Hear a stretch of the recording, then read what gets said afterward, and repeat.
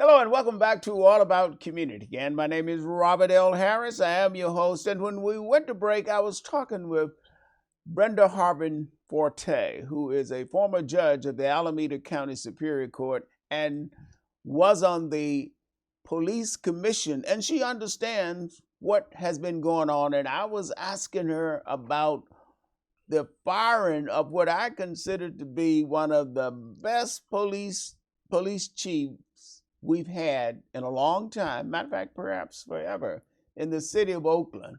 And that didn't just happen by accident. There was some reason why they wanted to get rid of the chief. So I don't know what that reason is. Yes, as I Or say, was. as I say, follow the money. Jim Channon benefits from continuing oversight. Jim Channon makes probably from $80,000 to $100,000 a year. It's a lot of money. From this continued oversight. Paid by the taxpayer. Paid by the taxpayer, by the city of Oakland. And at the same time where he is involved still in a lawsuit against the city of Oakland.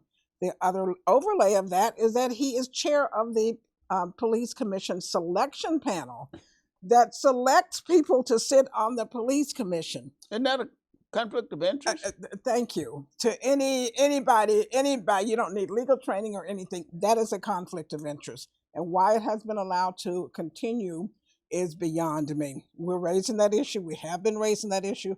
Why is Jim Channing making money? And what he does, what this allows him to do is to target people like me, like the current chair of the police commission and other members of the police commission who want to end oversight. And you were not reappointed by the current mayor, Mayor Thal, which she could have had she wanted to, I suppose. But your term, I guess, had expired, and she elected not to renew your term? Correct. My term expired last October, and Mayor Schaaf was going to reappoint me, but when it came up on the city council agenda in December, the election had occurred. Mayor Thal thought, she wanted to delay any reappointments and everything. Right. So, which she had a right to do. Exactly. And I don't have a problem with that. I do have a problem with the way she did it, the way she took. But I knew she wasn't going to reappoint me. Right. And when I met with her, it was, I don't even want a reappointment to the next full term. I would like to stay on until we go to court in September, because I think there's a good chance that the judge will let us out from federal monitoring then. So, and I was then chair of what was called the NSA Ad Hoc Committee. It's a subcommittee of the Police Commission, but we were looking at the kinds of things that the city of Oakland needs to do in order to get out from under federal monitoring. So and you think we may be out by September? There is a good possibility. Okay. I think that, and quite frankly, I think that we would have been out by June had forces, including Jim Channon, not intervened, caused this whole thing with the police chief and caused his firing. The mayor claimed that she had to fire the police chief that day. That was not true. The mayor had to act on the police officers, the sworn officers who were union members, but there was no deadline to act on the police chief. So that was one of the covers. That's simply not true. Jim Channon, I am on information and belief, urged her to fire him that day. The police commission had a meeting that night to look into what was going on with the firing, with the investigation, what things had happened.